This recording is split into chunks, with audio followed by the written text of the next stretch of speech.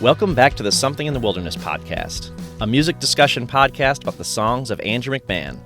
Today, we're celebrating the 1-year anniversary of the Tilt at the Wind No More album. This album came out exactly 1 year ago today from the time that we are releasing this episode, March 31st, 2023. I thought this was perfect timing to talk about one of the songs, this album, and celebrate the year we've had with it. So Kyle, welcome back to the show. Thanks, Steve. Glad to be back. Thanks for having me. Yeah, you guys may remember Kyle as Patterns in Traffic. He was on for the episode last year covering Orphans, and he literally covered Orphans for us. Still listen to it today. And you may also remember him from the trivia episode where he won our first annual Dear Jack Trivia in the fall. So congratulations again on that win, Kyle, and glad to have you back. Thank you. Glad to be back. Yeah, I feel like I lucked into that win a little bit, but glad to be back on the podcast. There was a lot of knowledge in the room, let's say. I was astonished that you guys knew some of those answers because I was like, wait, what? Like, I research Andrew McMahon hours per week of my life, and I didn't know a lot of those answers. So I was impressed. Let's just say that. But yeah, we're going to talk about a different song today, a newer song than what we talked about last year. Those of you listening, if you haven't heard the Orphans episode, it's episode 60. I suggest after this episode's over, go back and listen to that one from a year ago. So, Kyle, you're working on some new music right now, is that right? I am, yeah.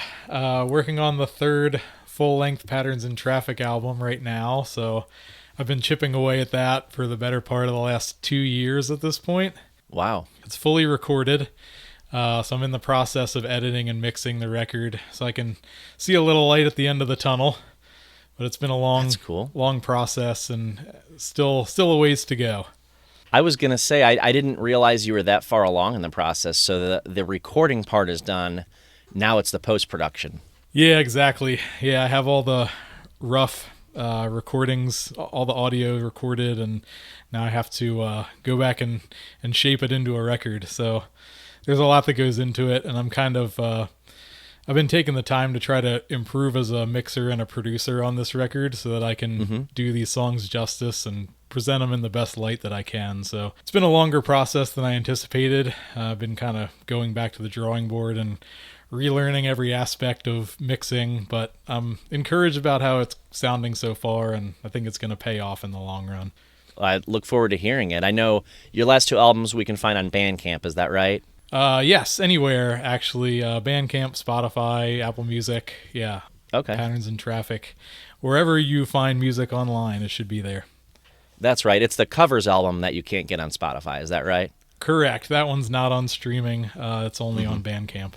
But the full lengths we can find on the streaming networks. Yep, all the original music is everywhere.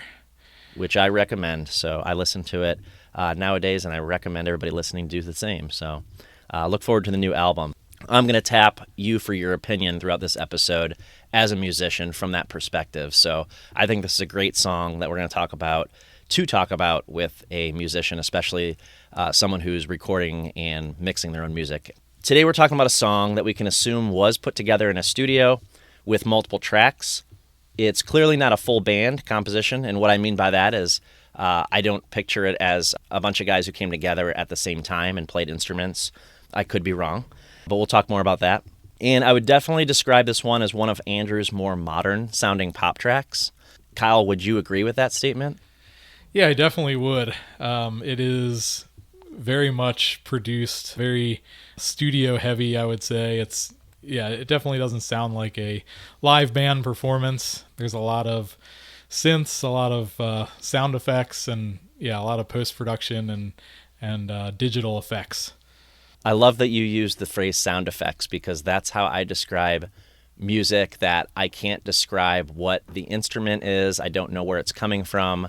And pop music is, really common with that, where I'd say that there's a lot of sound effects in this one. So I find myself saying that when I describe songs sometimes.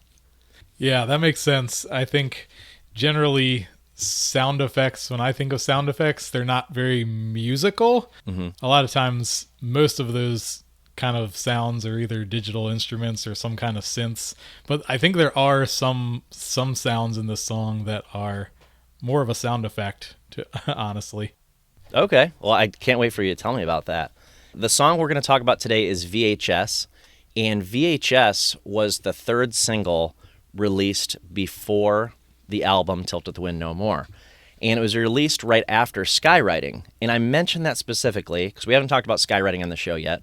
But I mentioned that because the sound of VHS when it came out wasn't as jarring to me as it would have been a sound coming from Andrew McMahon after Skywriting, because I felt like Skywriting was a really unique track for Andrew McMahon anyway. The song VHS, I think it's pretty catchy and fun. And I remember hearing the clip on Instagram before the song came out. It was just a clip, and it was really intriguing. I was like, what is that sound? You know, it's something different that I'm not used to. This is also the third song we've talked about from Tilt at the Wind No More. We talked about Lying on the Hood of Your Car with Andrew McMahon himself last year, and Nobody Tells You When You're Young with Sammy over the summer, and now with Kyle, we're talking about VHS. So, the artist is, of course, Andrew McMahon in the Wilderness, and the single was released on November 16th, 2022, about 4 months before the full album dropped. And again, it was the third single after Stars and Skywriting. This song was track 9 on Tilt at the Wind No More, and the album, again, was released March 31st, 2023, exactly 1 year ago from the time that we're releasing this. Kyle, do you remember hearing this clip of VHS on Instagram to get where he was doing sneak previews of songs at the time?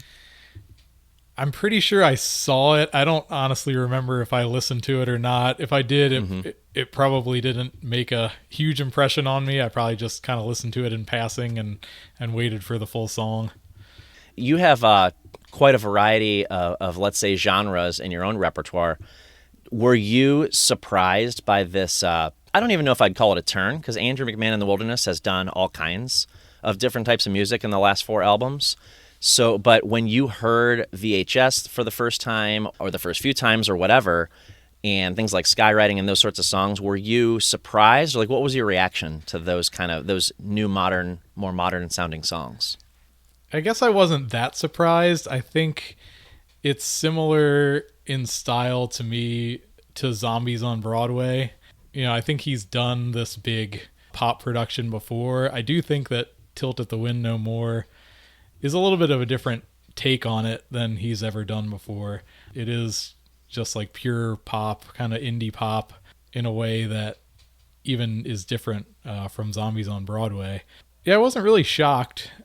It kind of made sense to me where he's been going and heading over time. And I think it seems like he gets a little restless as a songwriter, where each album never sounds like the album before.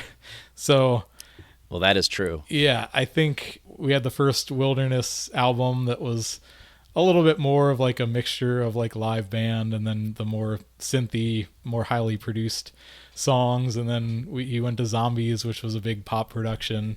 And then Upside Down Flowers was, you know, much more of a kind of live band sounding record. And then now Tilt at the Wind No More, he's kind of back to the pop side. So it made sense to me that he kind of swings back and forth between how he presents the music and the different influences that shine through. Yeah, and what you just said reminded me of a thought I've had in the past year. It's like, I wonder if he's going to tip back and forth between, not necessarily genres, because I find it kind of hard to categorize a genre of an Andrew McMahon out in the Wilderness album.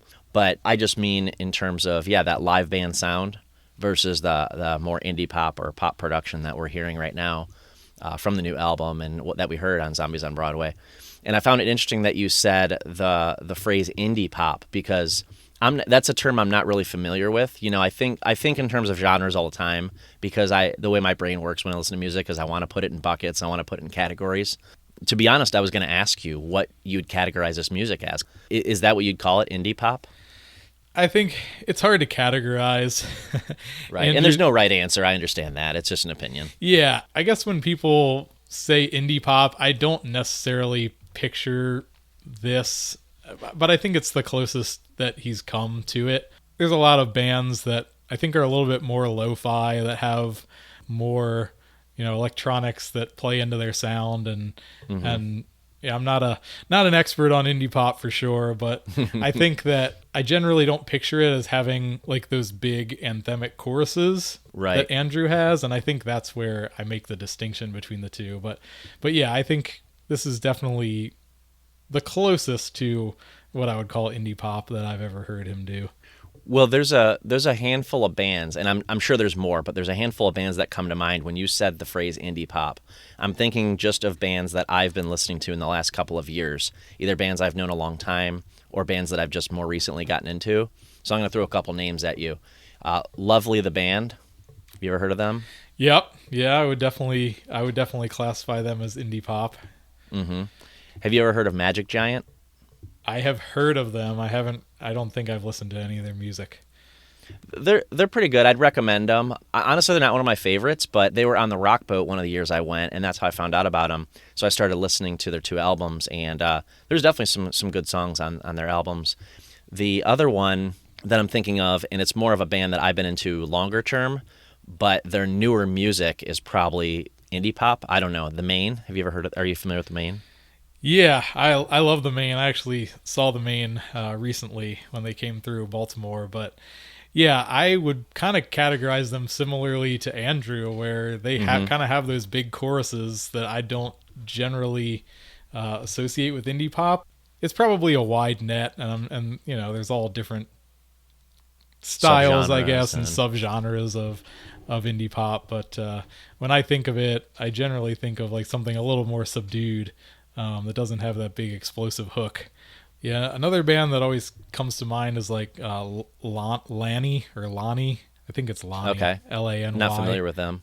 Their early stuff was pretty interesting. I haven't really kept up with their career.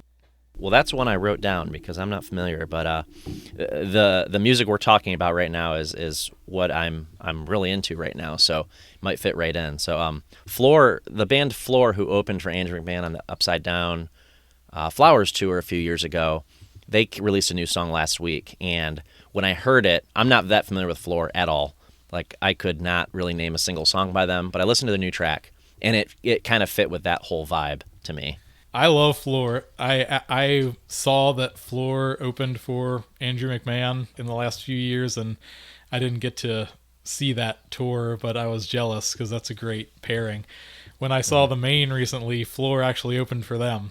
So I got to see. Oh, nice. That worked out. Yeah. So I got to see them open for the Maine recently. And yeah, I really love both of those bands. Floor is really, really great. I saw the Maine 2 summers ago, and I will see them again, hopefully this summer, if I buy a ticket. We'll see. I took this, so let's talk a little bit about the production of the album and the song itself. I took this next quote from an American Songwriter review of the album, Tilted the Wind No More, from March 2023. And although the writer, again, is referring to the album as a whole, I felt this was a pretty good representation of, I thought the song was a pretty good representation of what she's saying here. So Allie Patton writes, "The synth-riddled, hook-filled new record is personal and introspective. At another turning point in his life, now 40 years old, a husband and father, McMahon's album is a look back at his storied past before he can look to the future."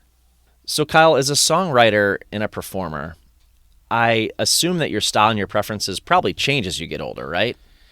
Definitely. Yeah, just like as a music listener, your tastes change over time. You get into different genres and artists, find new inspirations. A lot of the time as a songwriter, you're writing the kind of music that you would want to listen to. Right. So as your tastes change, you know, what you're driven to create usually changes. I could definitely see that. And those of us who've been listening to music all of our lives, we're looking at these artists that we've been listening to for so long, and their styles change. But that's completely expected. I had a problem with that when I was younger and less mature. I'd be like, oh, why are they changing their sound? I don't understand. They're supposed to be this, and now they're that. And it wasn't until, I don't know, maybe about 15 years ago, I was like, you know what? My tastes have changed. I don't listen to grunge music much anymore. I mean, a little bit, but that's what I was listening to in 1994, 95, 96, grunge music. And I was like, if it doesn't have a guitar and I'm not listening, you know, but that all changed. It's like I got older and I started to expand my horizons a bit. And I'm not saying everybody needs to do that, but what I am saying is that for me personally, I started to understand that, well, if my tastes change, then my favorite bands' taste certainly changed. And the songwriters, the people who are making that music, their tastes have changed. And therefore, they're making different music than they were 5, 10, 20, in this case, 30 years ago with those grunge bands. So it makes complete sense to me. Yeah, I think Andrew's music has kind of evolved with me as my tastes have changed. His music has changed, and I've become more open, just like you said, to modern pop music over the past 10, 20 years, and I've become less snobbish over what I allow myself to to listen to and enjoy. And it seems like Andrew's music has kind of been there for me when I need it, in whatever form I'm willing to digest. I remember some of the things that opened those doors for me. I think of bands like Cobra Starship and how they fused like a little bit of hip hop, mostly like pop and electronica, into pop punk, and then they just completely, after a couple albums, that band completely went pop. And I was like, do I like this? I don't know if I like this. I do like it. It's catchy. It's fun. And I'm not going to say Cobra Starship I would completely attribute to my openness to pop music, but it was bands like that. And even Andrew McMahon kind of turning a corner after Jack's Mannequin ended and doing the Pop Underground EP. And then I remember specifically listening to Katy Perry's Teenage Dream. And that was probably 2011, 12, I don't know, somewhere in there, 2011, 12. I mean, like, do I like this? Yeah, I like it. It's catchy. It's fun. And then I was like, okay, so I do like pop music, and I like rock music, and I like pop rock music. And then I looked back kind of with that lens, and I was like, you know what? I've been listening to, quote, pop rock a long time, like very poppy rock music. And that's okay. There's nothing wrong with that. Yeah, I think we grew up in a time when, there were these big hooks and big choruses all over the radio, and that's kind of what, even in, grunge music and, whatever style of music was big on the radio at the time, alternative rock, it all had those big hooks, and I know that's ingrained in me and like the way that I like to listen to music and the music that I write. And that through line has followed us through a lot of different genres over the years, and as we kind of become more open to different styles of music, I think there's always similarities you can find to tie back to what you love about music in the first place. That's right. I like the way you put that. So Allie Patton ends her review with the following statement. The reflective album demands listeners to take a look inward, to explore their own paths and how they got to where they are today. So what a perfect kind of bookend to what we were just talking about with the things that we like and how it's evolved over time. The song we know was recorded sometime in 2022, and the producers listed for the entire album are Tommy English, who also produced some tracks on Zombies on Broadway. So you mentioned Zombies on Broadway earlier. Jeremy Hatcher was another producer, and we've heard his name in pop music these last couple of years as a producer of artists like Harry Styles, and I believe he's now won a Grammy for his work with Harry Styles. And Andrew McMahon was the third producer, and I know Andrew McMahon's he co-produces a lot of his music, so that's no surprise again. To me, and you said this earlier too, the album seems to have a lot more studio production going on than a lot of Andrew McMahon's work overall. So if you look at the whole scope of what he's done in the last 25 years. And that's what makes me want to put it in the same category as Zombies on Broadway, which is exactly what you said earlier. You think that's a fair categorization then to say, if you're looking at Andrew McMahon music or even just looking at Andrew McMahon in the Wilderness, is it fair to put those two together, you think? I think it is. There are definite parallels there, and it's easy to make the comparison. I think they're probably the two Wilderness albums that sound the most similar. I agree. And I actually, preparing for this episode, I listened to the two albums back to back in the car the other day. Oh, there you go. It was interesting. I was actually surprised how different they sound, even though they do have a lot of similarities. Zombies on Broadway, when I look back at it now, it feels like Andrew's like festival record. Like it has these big live drum sounds and all these sing-along whoa-ohs, and it feels like it's kind of tailor-made for a big communal experience, like meant to be played outdoors at a festival. Right. And then Tilt at the Wind No More, in comparison, feels a little smaller to me, a little more intimate. It's not as big and bombastic as Zombies on Broadway, but there's definitely some overlap in the style and production. Yeah, for sure. And I completely agree with what you said about the big choruses and the made-for-community, made-for-festival sound that Zombies on Broadway brought.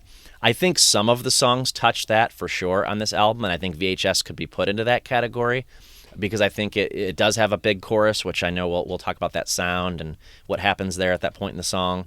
And it's very singable, very sing-songy, even in the verses. But yeah, so definitely some similarities. But I do agree with you that there is a little bit something different about Zombies on Broadway and Tilted the Wind No More. They're maybe the same DNA that came out a little bit differently and probably intentionally. Yeah, agreed. And not surprisingly, some of the same producers. I mentioned Tommy English on this album, as well as Andrew McMahon co-producing, and then some of the same songwriters as well return to help out with some of these songs. So not shocking whatsoever. What's your overall opinion of? You obviously like this song, and we'll definitely delve more into VHS itself in a moment here. But what's your opinion of the music that Andrews created? That's more studio production, more piecing together in a studio versus that full band sound that he was more famous for, let's say, 15, 20 years ago. I think the great thing about it is that he's really good at it, just like he was really good at the full band stuff. And so, there's never too much of a good thing. I love the live rock band sound that he did really well with Something Corporate and Jax. And a lot of that was really heavy and emotionally charged. And it seems like at this point, Andrew as a person has reached a point in his life where he's a little more stable and more inclined to write these more upbeat, synthy kind of tracks. Yeah, it's nice that they haven't dipped in quality, in my opinion, from the other style, and so we're getting great music. And and let's face it, at the concert, we need songs like Kavanaugh Park, that slow down, that introspective ballad.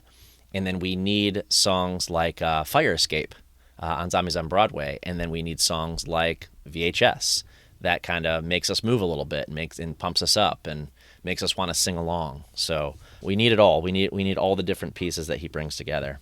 So on this show, I almost always mention who played on the track. I think it's important to say, not only to give credit, but just kind of make those through lines between who played on which tracks, whether it be across albums or just, I find that interesting that he's worked with all these different musicians and they've played different parts. But the interesting thing about the Tilt to the Wind No More album and the liner notes, as far as I can tell, and this goes for all my searching online as well, I can't tell you who played which instruments or anything on this track. Do you know anything about that? I don't, and you mentioned this to me before the conversation, and so I pulled out my vinyl record because I thought, oh, for sure, in here there will be some credits, and it doesn't say anything about any credits for performance. It's all just the producers. Which I believe, and I might be wrong, but I believe every Andrew McMahon in the Wilderness album has listed who played what, either by track or on the album. And that's not listed anywhere in the liner notes. I have the CD here, and I also have the vinyl here. I've looked through it, and I can't find anything about it. And most interestingly, I can't even find it online. So apparently nobody has that information publicly, but I'd be curious to know who played what. Because again, I just think that's important. I want to know who played what on a song or on an album, or if they brought in a guest musician, or is it all programmed? I don't know. It makes me wonder. We'll come back to that, though. I definitely want to talk about instrumentation. But first, before we get there, let's talk about live history. So I read on Setlist FM that Andrew McMahon in the Wilderness has played VHS only 8 times total in concert, which I don't think that's surprising. Is that surprising to you? Not terribly, no. It was a single. It's catchy. I don't know if it's a full band song. It could be. I'd love to hear it that way. I'd be really curious to hear it that way. But I found that most of the times it was played was in that short run of shows they did last spring in May, which I did. I was able to go to one of those shows, but I did not see VHS perform live. And then what I was surprised by, I guess, is that it was only played once on the entire New Friends tour. Out of I don't know how many shows they did in the fall, they only played VHS once. And I'm surprised by that because they played such a variety of tracks. I mean, they were all over the map with the different songs they were bringing in and out of the set list, so which I always appreciate. But VHS was not one of the regular songs at all. It was just, like I said, only played once. You saw the New Friends tour in Baltimore, right? I did, yes. It was a Okay. great show. Yeah, I know that you recently talked to another guest, and I apologize, I don't recall her name, but she was also at the same show that I was. Yeah, Kristen, we talked about Bruised. Yeah, that's the one. So, yeah, Kristen and I were at the same show. Hi, Kristen. Yeah, so we got Made for Each Other, parts 1 and 2, and that was the only time that those songs were performed on the New Friends tour, I believe. So that was kind of our claim to fame in Baltimore. But we did not get VHS, unfortunately. It looked like he played it about a week later in Detroit. Oh, in Detroit. Okay. Yeah, I would have loved to hear Made for Each Other too. But you know me. You've listened to this podcast before, and you know me. I'm always looking for those tracks that they don't play as often. So I would have loved to hear Made for Each Other. I would have loved to hear VHS. I like to hear the ones that I haven't heard before, even the new stuff. So I was at the Rocket Summer concert last week, and and Bryce Avery, the singer songwriter, he introduced his brand new song. He said, "I went to a Garth Brooks concert last year," and he's like, "I know most people don't think I'm into country, but I like Garth Brooks." And he was like, "You don't want to hear the new stuff, you just want to hear the hits." And he's like, "You know what? Sometimes I want to hear the new stuff." And he's like, "And I hope you do too." And he played the new song. Yeah, they should be playing their new song on tour. And with the New Friends tour, I was excited to hear new songs off of Tilt to the Wind No More. And when I saw them last May, I felt similarly. I felt the same. I was like, oh, I wonder what new songs they'll play. And fortunately, last May, I did get Lying on the Hood of Your Car, and I got Skywriting at Dear Jack 2 years ago, and I got Stars Each Time, of course, because they seem to always play that one now, which is awesome. So you didn't hear VHS. Were there any Tilt to the Wind No More songs that you went into the concert thinking, hey, that's a new song, I would like to hear that song? I would say Lying on the Hood of Your Car, VHS, and Skywriting are probably the three that I really wanted to see. And I believe we did get both Lying on the Hood of Your Car and Skywriting, but we didn't get VHS. Oh, okay. Hey, 2 out of 3 ain't bad. Yeah, hard to complain. Yeah, and you got New Friends too, right? The song New Friends? Yes, yeah, he played New Friends. He played Nobody Tells You When You're Young. That was the one he came out to every time, every show. I'm sure there are a couple others. I don't have the track list in front of me, but yeah, we got a few. Yeah, I couldn't tell you exactly all the songs I heard either, of course. So I got some of the same songs, and I was happy for that. But no VHS, and that's cool. But I don't know. I know I won't be hearing VHS probably this year, but maybe, I don't know, maybe on a tour in the future. Again, I'd be curious to hear this song live, because I don't know what playing these on traditional instruments would look like, and I'm sure there'd be a lot of keyboards and some synth, and Mikey would be, as Andrew has phrased before, he'd be at his rocket ship, probably making his beeps and boops over there to make this song sound good. But yeah, so let's talk songwriting, and then we'll get back to the sound of the song. I pulled a pretty long quote from an interview with Andrew from consequence.net from a year ago about each of the songs on this album. So I'm going to pull parts of the quote as we go along here. And he starts by saying this about this song. I keep a journal and notes on my phone for moments when inspiration strikes. The first line of the song and the title just happened to be on the same page. It seemed like a fated pairing when I began work on this tune with Dan Emilio, a.k.a. Robopop, and Luke Nicoli. And I'm maybe murdering those pronunciations, but I'll do my best. So, Kyle, Dan Emilio, who's known as Robopop, did co-write a song for Zombies on Broadway. And today, I would say it stands as probably possibly the most popular Andrew McMahon song off of Zombies on Broadway. So can you guess which song that is? Would that be Fire Escape? It would. All right. One of the same co-writers on Fire Escape is a co-writer on VHS. And that, to me, is not surprising. They're very different songs, don't get me wrong. I don't think they sound at all alike. Even production-wise, I don't think they sound a lot alike. We were talking about anthemic choruses, sing-along, bringing community together, and I feel like these two songs could do that. So just a little bit about Robopop. He's written with a very long list of pop artists in the past decade. The most recognizable names to me are Britney Spears, Nick Jonas, Jesse J, L. King, just to name a few, but those were the names that popped out at me. But I'm not super in tune with all the pop artists of today, so I'm sure if someone else looked at the same list, they'd be like, oh, there's a lot more recognizable artists on there. Andrew goes on to state, in the quote, I'd worked with Dan on the song Fire Escape for the second Wilderness album, and he's been one of my favorite collaborators ever since. I had just started working with Luke, and he brought so much to the process, forcing me out of my comfort zone with melodies and rhythms I probably never would have experimented with. I'm curious for you as a songwriter, Kyle, do you co-write with people, or is everything that you make just written on your own?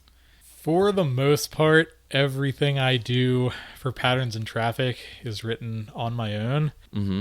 I have definitely incorporated some influence from my uncle, who taught me pretty much everything I know on bass and guitar. He kind of helped me a lot with my first record. He played a few things on it, introduced me to some new sounds and styles and techniques when it comes to performing and recording. And so, yeah, there are some of his fingerprints on those early recordings. For the most part, everything since then, I've pretty much done all by myself. But I guess I neglected to mention on the last episode that I was on that I am part of another recording project outside of Patterns in Traffic. So for the last 6 years or so, I've been working with a really talented musician and producer named Eva, who lives in the Netherlands. And we actually met online on a music forum, and she writes really cool, like early 2000s pop punk style music in the vein of Blink-182 or Newfound Glory, Sum 41, that kind of thing. We call ourselves Harsh Lights, and it's just a totally different outlet and a totally different process for songwriting. Like, she does all of the recording, producing, and records all the music. And I just basically take her tracks and I get to write vocals and lyrics and sing over top of her compositions. So it's really rewarding and a lot of fun. And it's a totally different writing exercise that, takes my music to, totally different places than I would by myself. So I can 100% see how having another brain in the room with kind of different tendencies and different things that they enjoy out of music, different perspective can kind of stretch you into new directions, and that's very valuable, I'm sure, when you're writing. I feel like Harsh Lights sounds familiar. Is that something I may have seen on your Bandcamp? Is that why? I'm not sure why I know that name. I have posted about it on my Instagram, so if you've been on my Instagram, you may have seen some posts about it there. We released our first full-length record in 23, just last year. So I was posting about it a lot around that time. I definitely need to write that one down and go back and listen to that. So Eva writes the music and records the music, and you write and record the words? Yeah, that's how we've been doing it. We've never met in person, but it's been a really, really cool relationship, and I'm really excited about the music that we've been making. I'm excited to hear it. That sounds really cool and a little bit different from what you're doing with Patterns in Traffic. Yes, very different. A little bit, my voice is a little bit more aggressive, I'd say, on those tracks, but it's really fun to kind of wear a different hat. And I love that style of music. I grew up listening to that style of music. So even though it's not really what I make on my own, I really enjoy writing that style as well. And I was in bands growing up that, played pop punk. So it's kind of in my DNA. And I imagine when you're writing with somebody else, I know you're specifically writing the lyrics for that project, but when you write with someone else, I assume you're getting different things out of yourself than you would get if it was only you writing. But just kind of dovetailing off of that, I'm wondering, so Patterns in Traffic is you, right? It's just you. So therefore, if someone else came into the fold, it wouldn't be Patterns in Traffic anymore. Is that right? Is that fair to say? I wouldn't say that necessarily. I mean, I think, I often wonder, doing everything myself, writing everything, recording everything, performing everything, am I going back to the same well too often? I'm only one person. I kind of like what I like. And so, I wonder, am I writing songs that sound too similar, or am I using the same production tricks too often, or, going to similar chords? So it's something I think about, and I definitely wouldn't be opposed to, collaborating with other songwriters or musicians as part of Patterns in Traffic. For me right now, I'm so busy during the day that I almost don't want to kind of commit to anything else and spread myself too thin or let anybody down, so I kind of just keep my head down and do everything by myself. But yeah, I have done a little bit of collaborative writing, and it's absolutely true that you end up with something totally different than you would if you were just writing something by yourself. And it's exciting, and it puts you in a different space where, you can kind of learn a little bit and stretch yourself in different directions and challenge yourself. I think what's crazy about what you just said to me personally, obviously what I do isn't as much of a creative thing as it's a hobby where I do research and I get on here and I talk about the music I love. But what I can relate to in what you just said is that it would be very difficult for me to. So people have entertained the idea with me, not necessarily approached me, but just like, hey, would you ever have a co-host, or is that something that you would do? And I feel that so much. It's like, well, I couldn't commit to that because then I'd be having to work out my timeline with someone else's. And I don't know if I could make that commitment as a parent, as someone who works full time. But then on the other side of that coin, I do wonder what could come out of that if I did have someone, on every episode, or even like someone helping me out in the background, what creatively could come out of that and what could make things different, what things that I don't see. Yes, I very deeply relate to everything you just said.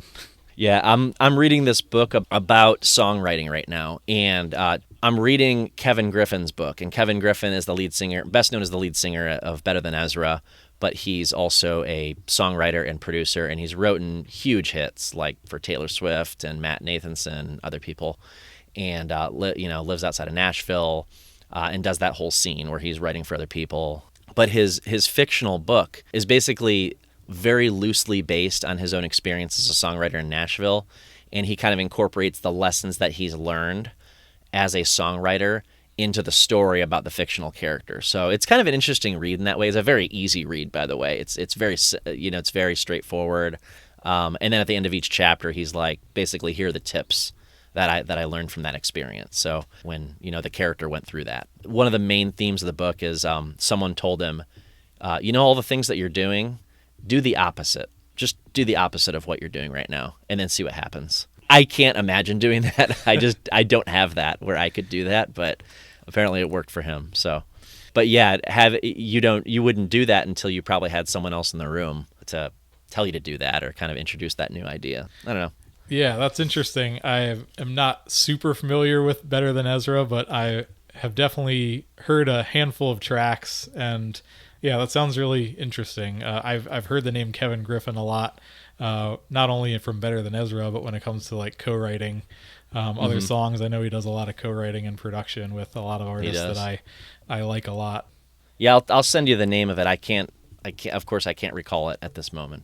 So let's talk about that other songwriter. So I mentioned Robopop, Dan Emilio, but the other guy is Luke. Again, I might be murdering the pronunciation of his name. Luke Nicoli is a young songwriter from Phoenix, Arizona. He's co-written with Gwen Stefani and Carly Rae Jepsen, just to name a couple. And in 2013, he was 19 years old. So basically, when the Pop Underground EP came out, he was 19, just to give you some perspective. And he won the John Lennon Scholarship from BMI for Promising Young Songwriter. So that's what kind of made a name for him in the scene. And something worth noting here is that the songwriting team for this track is also the same three guys. So Andrew McMahon, Luke Nicoli, and Dan Emilio that wrote Smokin' Ribbons on this album. And I think Smokin' Ribbons has emerged as kind of a fan favorite. I definitely heard that one live, by the way. I forgot to mention that one earlier. Are you a fan of that song too? Yeah, that's a good one. And I heard that one in Baltimore as well. Not shocking that it was written by the same people. But I do think these songs are really different from one another. Don't get me wrong. The next part that I'm going to read of Andrew's description of VHS is a more general statement that encapsulates the spirit or the intent of the song, and it's in part about the entire album. He says, "Of course, not all of this was intentional when I was writing VHS, but in a way, this song and this album feel a little bit to me like dusting off old home movies, feeling nostalgic for the good days and recasting the bad ones, with an appreciation for what they taught me.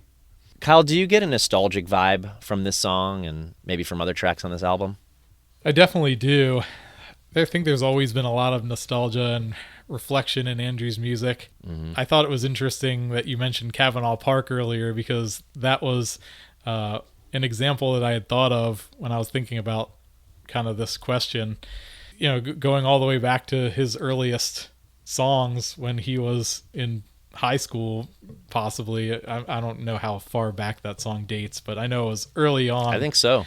So even back then, you know, he had nostalgia tinged songwriting, even as a very young man. So yeah, looking back at the past is definitely a big theme on a lot of the tracks on this album, and that's no surprise seeing what he's done before. I think of nostalgia all through this album. We mentioned Nobody Tells You When You're Young earlier, a little bit on Last Rites, Little Disaster. I could not come up with that name to save my life. That's happened to me 2 or 3 times. It's like, man, I really love that song. My favorite song on Tilt to the Wind No More is, and I can't come up with that. I don't know why. And he says it plainly in the chorus. So Yeah, that's funny. yeah, but anyway, I think about all these songs, like Nobody Tells You When You're Young, Built to Last, Little Disaster, Last Rites, Lying on the Hood of Your Car even, trying to make sense of the past through the present lens. There's a lot of points on the album where the lyrics feel like he's looking back on his life, and I think that's what the writer was getting at when she was writing about the review of this album. And I also, hot take, maybe this album is a bookend to a chapter of his life. I don't know. In all the nostalgia and all the kind of looking back, it almost feels like it's a, okay, this whole thing is, I don't know. I just hate to speculate too much, but Yeah, it kind of goes back to that American songwriter quote that you read earlier, where she says, "It's a look back at his storied past before he can look to the future." yeah, it makes one wonder. It's like, okay, well, what is next? I don't know. I don't know if Andrew knows, to be honest, what's next in the Andrew McMahon in the Wilderness chapter, or in the Andrew McMahon songwriting chapter for that matter. But it definitely feels like maybe the end of something, or the kind of the punctuation on the end of something, if you will.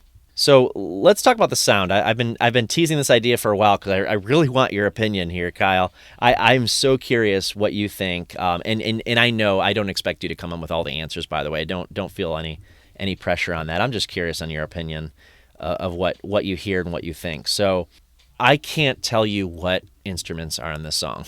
Do you hear individual instruments other than, we called them sound effects earlier, and I would completely agree with you, but do you hear individual instruments?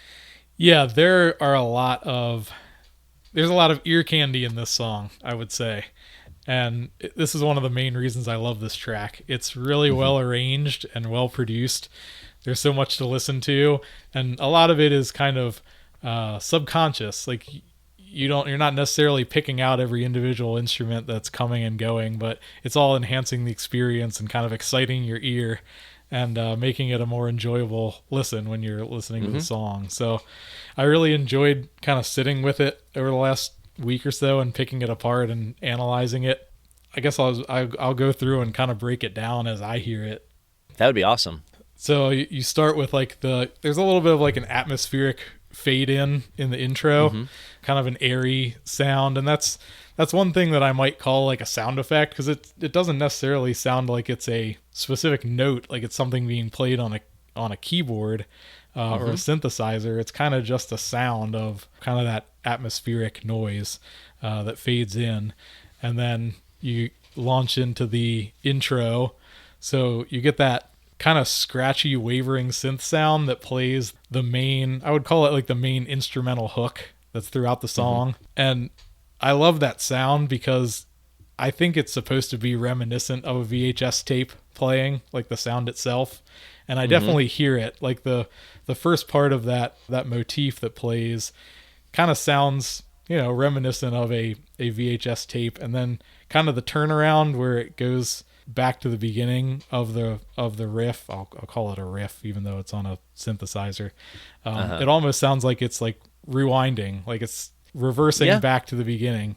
I get that. Yeah, just like a really interesting, evocative sound that they use there that ties into the theme of the song. And then you get an acoustic guitar right off the top, So it's kind of in the back, and it's playing like arpeggios, so the notes are all broken up. It's not playing chords, but it's playing, a bunch of notes. And there's some really cool production elements there where that guitar is panned all over the stereo field, which I guess for non-production nerds, the panning refers to like where from left to right you hear the sound. So it's going back and forth? Exactly, yeah. Okay. So yeah, you'll hear it best in headphones, but when that acoustic guitar starts playing, it's like the notes are hitting all over the stereo field from left to right. Yeah, it just makes it really interesting to listen to. Do you think that's a loop then, that guitar piece is a loop that somebody played and then they just fed back into the song over and over again? It's possible. It's kind of in the background, so it's hard to tell if it's like a sample or if it's a real performance. But it sounds to me like it's probably somebody that actually played that acoustic guitar. But obviously they're not credited. Whoever did. Yeah, I assume it was one of those three guys. It was either Tommy, Jeremy, or Andrew. I know it wasn't Andrew playing the guitar, but so you have that acoustic guitar and the synth playing that main riff. And then when the vocals come in, you get the drums and you get this kind of bubbly sounding synth that replaces the guitar. So the guitar drops out, the bubbly synth comes in, and has that same effect where you're hearing it kind of back and forth out of both headphones or speakers. And then you also get a shaker, which I didn't hear the shaker until I listened to the song about 10 times. And I was like, oh, I think there's a shaker back there. But man, I love a well-placed shaker. So that was exciting for me. Yeah, I could imagine that's something that you would notice if it's not there, but you don't notice if you're just casually listening to it. Because I didn't notice that. Yeah, absolutely. It's not easy. And there's so many things that are done in these productions that are just so subtle and that you wouldn't notice just casually listening. And even when you're listening for it, you don't always hear it. Right. And yeah, it's just kind of there to subconsciously perk your ear up. Mm-hmm. And so when we get the vocals, and there's a little bit of like reflective background vocals that are repeating some of those lines in that first verse that come in behind the main vocal. And then second half of the verse, there's like a more classic style synth that comes in, which I'd imagine this might be Andrew performing that part. It's just they're just kind of these low synth chords that are pretty steady, and they've got a lot of bass to them. I don't think there's an actual bass guitar in this recording, so I think that synth is kind of providing the bass to the song. Low end. Yeah, exactly. And then in the pre-chorus, there's a really interesting sound. It's like a swooping synth or a I guess a sound effect, you might say. But yeah, that's what I call a sound effect, definitely. Yeah, it's really interesting. They use that panning approach again, where it sounds like it's coming from the left to the right. So it kind of swoops in from the left side, and then it kind of like stutters and stops in the middle, and then it swoops in again from the right side and stops. And I think it hits like 3 times. So it comes from the left, then the right, then the left again, and then you're in the chorus. So it's just all these little things that they throw in there. A lot of them are pretty subtle. Mm-hmm. They don't have to be there. You probably wouldn't necessarily notice if they weren't, but they all, when they come together, it creates this really cool arrangement that just has so much to listen to and so much to catch your ear. It's pretty wild how much is going on in this song, and that's why I say I don't know that I can pick out individual instruments for the most part, but there's a lot going on, and I like the sound of it, and it does its job. It catches my ear. Whatever is going on in the background at different times that I can't even identify is catching my ear. But the pieces up front that you mentioned as well, the ones that aren't so subtle, those are catching my ear as well and making me want to listen. So I do like the sound of the song. If it has a good beat, if it's sing-songy, if it catches my ear, it makes me want to listen again.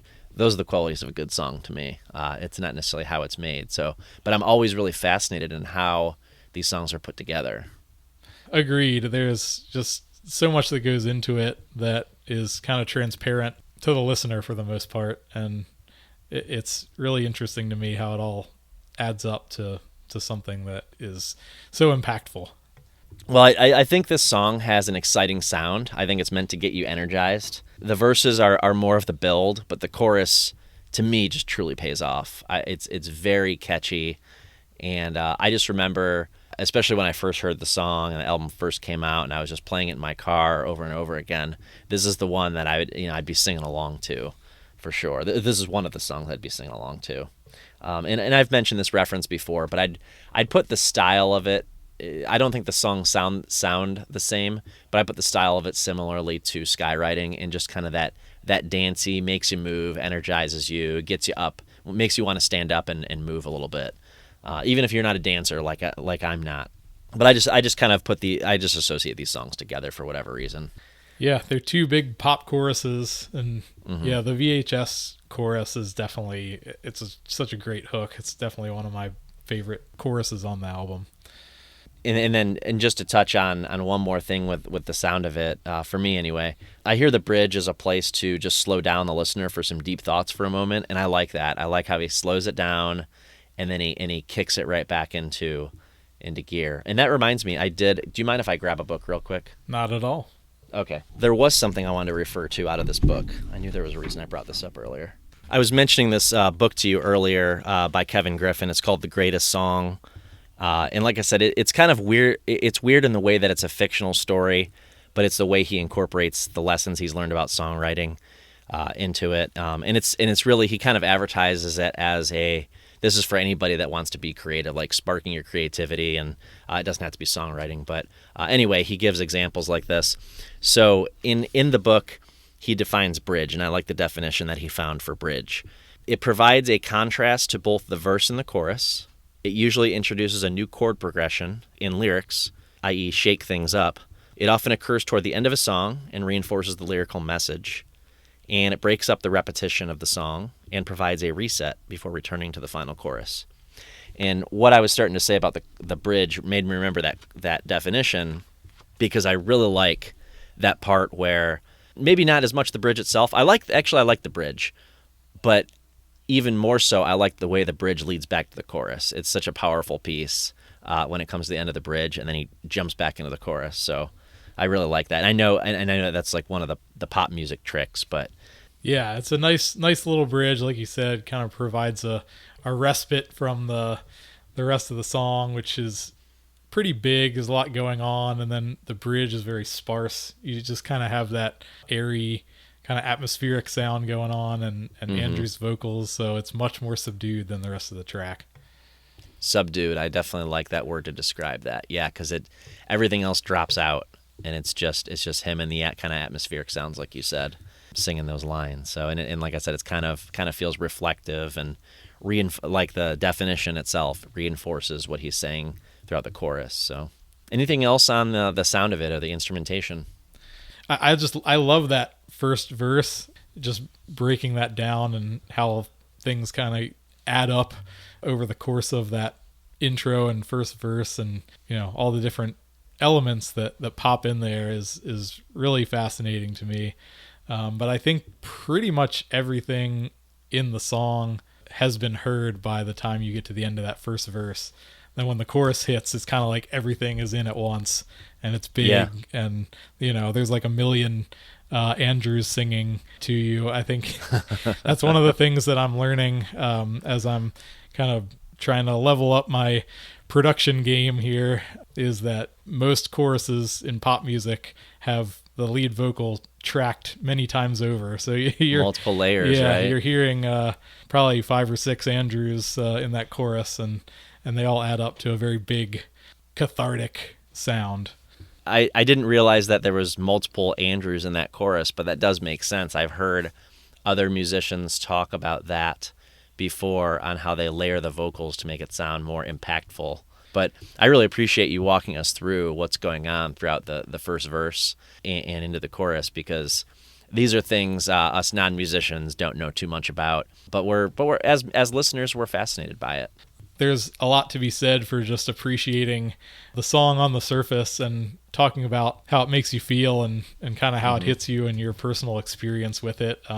Sometimes I feel like it can be a curse to kind of be able to see how the sausage is made and look under the hood of a great song, and sometimes it gets in the way of just purely appreciating the song itself when you're always kind of overanalyzing it and all the little things that are going into it. When I research the songs and I listen to them, over and over and over again, like I think you did with VHS as well, before we talked about this, I could see a person getting into a position where they'd be overanalyzing and maybe thinking too much, and then it's easier to get critical of what's going on as well. But especially from a perspective where you have the technical knowledge of what's going on. That will never get in my way personally, but I could see how it would happen from a musician perspective. Let's talk lyrics now. I'm going to return to that quote from Andrew's interview from consequence.net. He also said, "In a way, VHS is a thesis statement for the album. The lyric in the verse is this kind of sepia-toned reflection of the past, but there's a sense that something has been learned along the way. The chorus outlines the catalyst for so much of my growth in this phase of life. Love and family." Any thoughts on that quote before we get into the lyrics? Yeah, I definitely get that from this track. I love the little vignettes in the verses, really descriptive. They paint a picture, which is always a strength of Andrew's songwriting. And I do think the message of the song seems to be kind of being aware of your past, but not being held back by it or doomed to repeat it. Sure. It's a message that's echoed throughout the album, so I can definitely see how this kind of serves as a thesis statement to the whole record.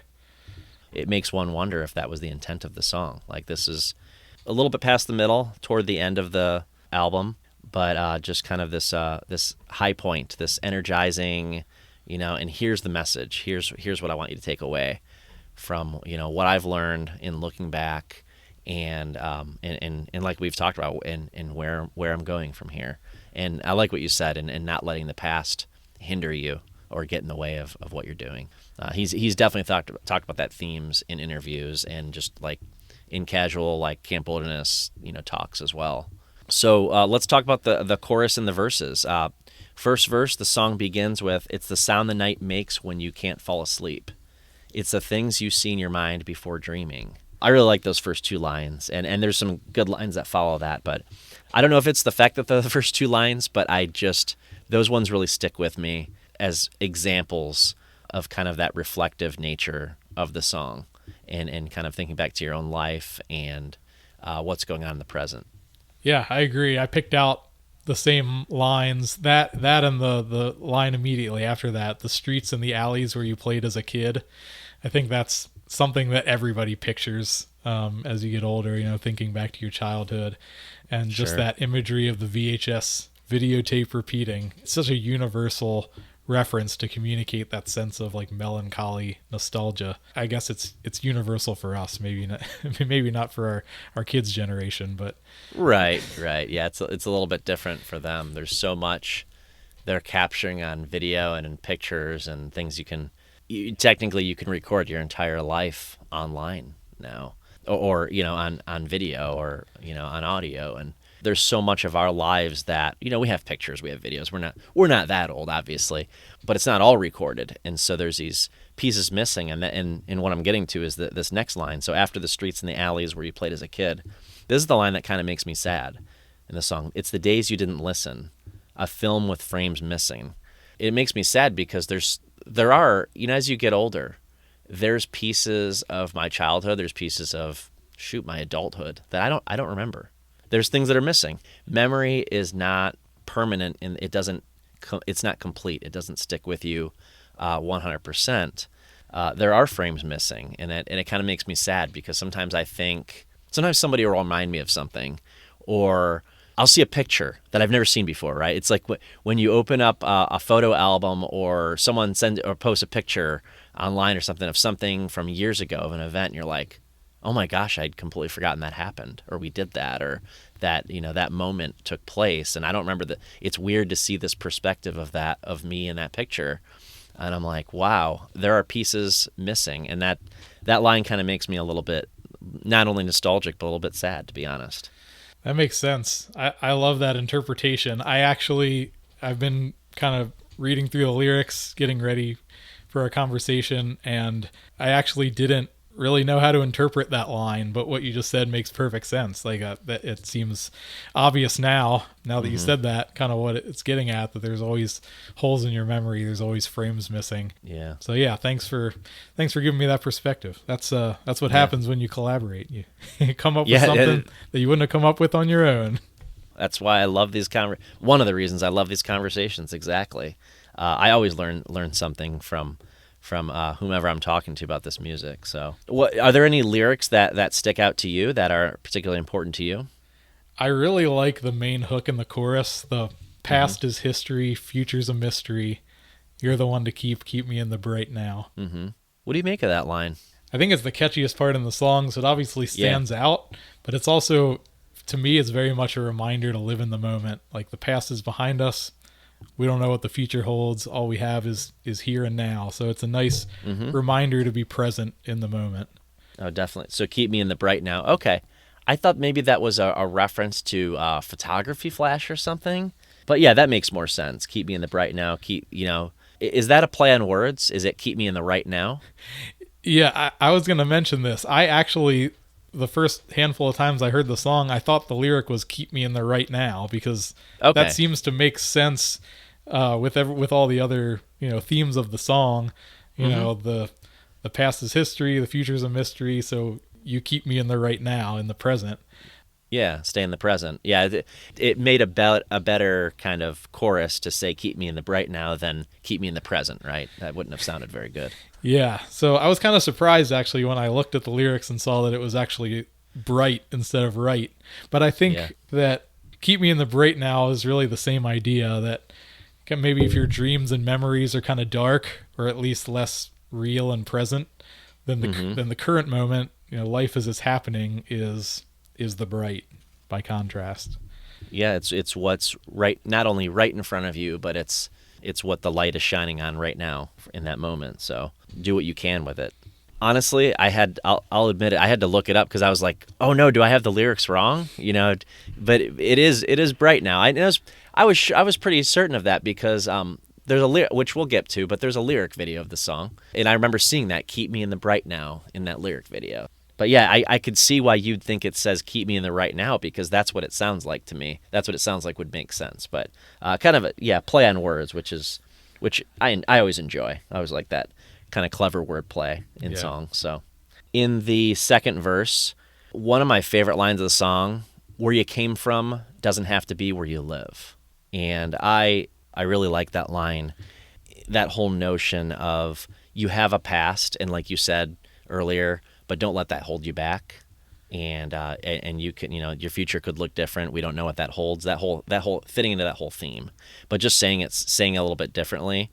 But also just that importance of people who have trauma in their past, and that the things that have happened to us, it doesn't have to determine our future. We don't have to live in a box because of where we came from. There is possibly an escape from those things. And that's kind of some of the things I took away from that line.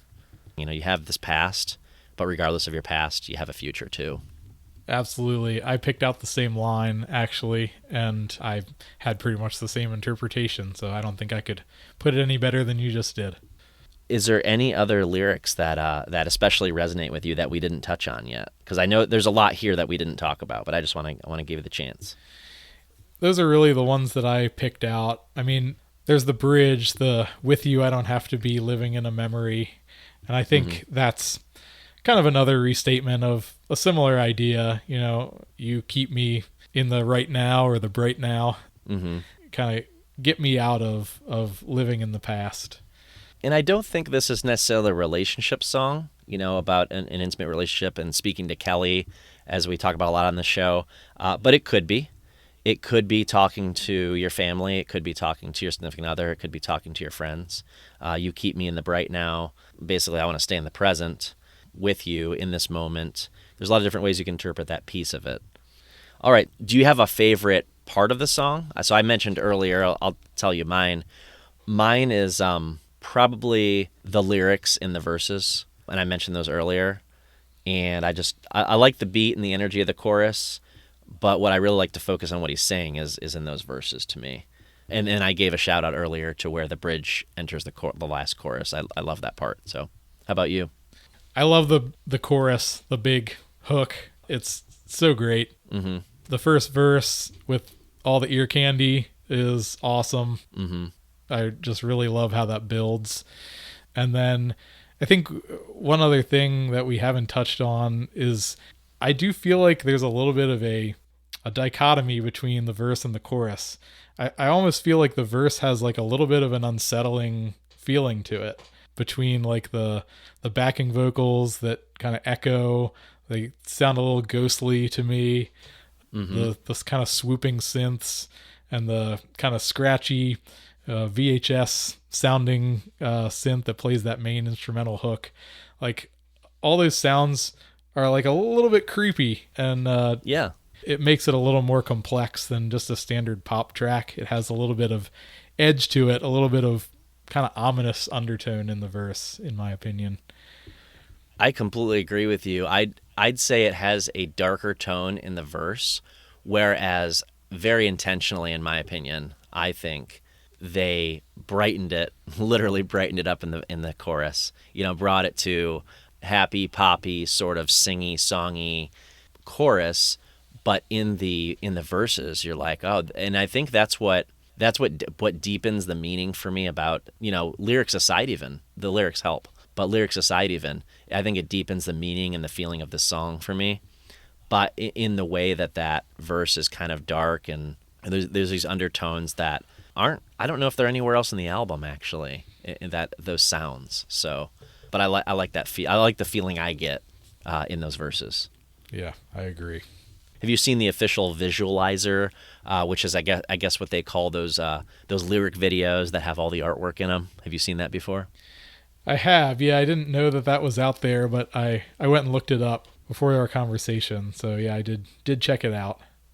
Yeah, there's an artist that Andrew hired for a couple of his pieces of artwork regarding his songs, and that was one of them. And I apologize, I can't remember the guy's name at this moment. Tyler, I think. Tyler something or other. I'll try to give credits in the show notes. He made a couple of visualizers for this album, and he's done, I think he did Ohio off of Upside Down Flowers as well. And it's cool. It's cool stuff, but you know, it's just something I know that artists use to, I think, to promote their songs when they release songs now. I don't find myself going back and rewatching it, but it was cool to watch once or twice. Yeah, I thought it was interesting. I mean, in Andrew's quote, he says something about kind of a sepia-toned kind of message. Look back at the past. Yeah, look back at the past in this song, and I think that's kind of what the visualizer did. It had those kind of images, kind of bright, blocky 70s style letters that kind of evoke the past, and kind of the obvious VHS tape images and like the old CRT TVs. No, definitely. So yeah, I thought the visuals fit really well with the theme of the song. It was one of the more interesting lyric videos or visualizers that I've seen. Yeah, it's definitely pretty technical. Sometimes I ask this at the top of the episode, but I decided to wait till the end on this one. Kyle, what's special to you about this song? Why did you want to talk about this one in particular? I think when I was throwing out ideas for songs we could discuss, I wanted to give an option for a newer one, because I know that you haven't covered much off of Tilt at the Wind No More yet. And this was the first song that came to mind, since I would say it's my favorite song on the album that you haven't covered yet. Mm-hmm. Some other guy came on already to talk about Lying on the Hood of Your Car, so I couldn't pick that one. Yeah. It's just another guest. But yeah, I would say this is probably my second favorite song on the album after Lying on the Hood of Your Car. Right on. And once I started preparing for the episode, I really fell in love with the song even more. I'm really glad we picked it. It gave me the opportunity to really dissect all the cool production elements in the track. Well, I think it was a good choice. For one, I said at the top of the episode, being that it's a new song, we're celebrating the release of Tilt at the Wind No More a year ago. But also, it was cool to have a musician on again. And I always enjoy having you on the show, Kyle, but having you on to dissect the song or just kind of talk about some of the technical aspects. And even though, you know, we don't know all the ins and outs of how this was made, but just hearing your opinion of how this may have been put together and some of the things in your ear that you're getting that, you know, someone like me doesn't necessarily hear. So I appreciate that perspective that you brought. No problem. Happy to provide it, and yeah, always enjoy coming on. Yeah, Andrew posted this on his Instagram last year as the song was released. He said, "Sometimes the stories we tell ourselves about where we come from and what we've been through are the very things that keep us from truly living in the moment. And I'm no stranger to this trap. If you're lucky as I've been, you have people in your life who remind you that living in the here and now frees you from the past and the future. VHS was written to remind myself of that universal truth." Andrew wraps us up nicely about some of the things that we've talked about tonight, with how important it is to live in the present, not let that past hold you back, and focusing on those people in your life currently, those people that are important to you. I think that's a very important aspect of this song, this album. I just want to thank everybody who listens to the show, and of course, as always, thank Kyle for coming back to the show.